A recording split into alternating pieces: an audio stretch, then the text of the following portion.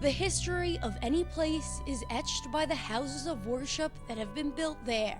Churches are the repositories of some of our most profound memories and life experiences. Especially in Brooklyn, where the stories of immigration can be tracked by the churches along the way.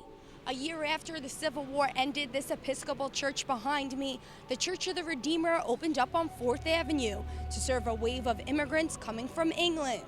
Little did they know that 150 years later, the location they picked would ultimately be too close to the Barclays Center to survive. 4th Avenue has this great width. It's almost like this expressway scale street. Nobody likes 4th Avenue. And yet this church has always been like this tiny oasis, especially with that garden at the side of the church.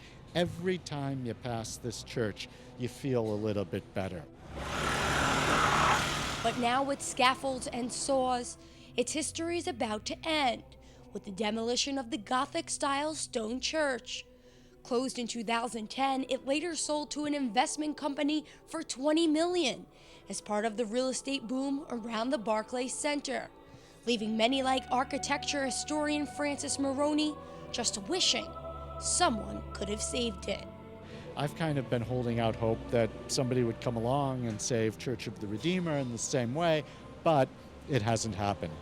We face the problem of dwindling congregations.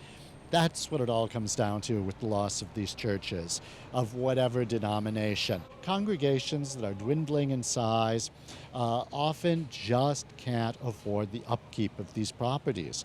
You know, after 150 years, buildings require a lot of care.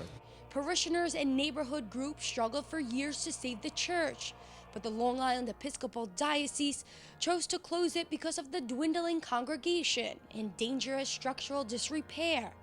But this church is special, almost a one-of-a-kind, built by the then dubbed Prince of American Catholic Architects, Patrick Keeley.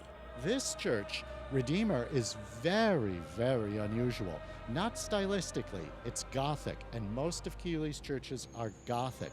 They're really the Gothic of the high Anglican movement of the 19th century, which, because of Keeley, became the signature style of the Catholics as well as of the Episcopalians.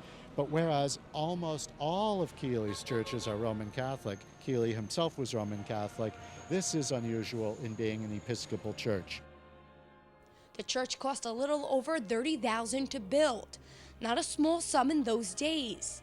Many today wonder how the church has held up so well, with the subway rumbling underneath and construction all around it for the last 100 years.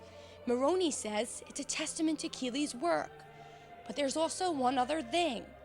According to the Brooklyn Eagle, in its cornerstone lies a Bible, placed there in a ceremony that took place in 1865, leaving some to conclude, no matter how strong the foundation, in its cornerstone was faith.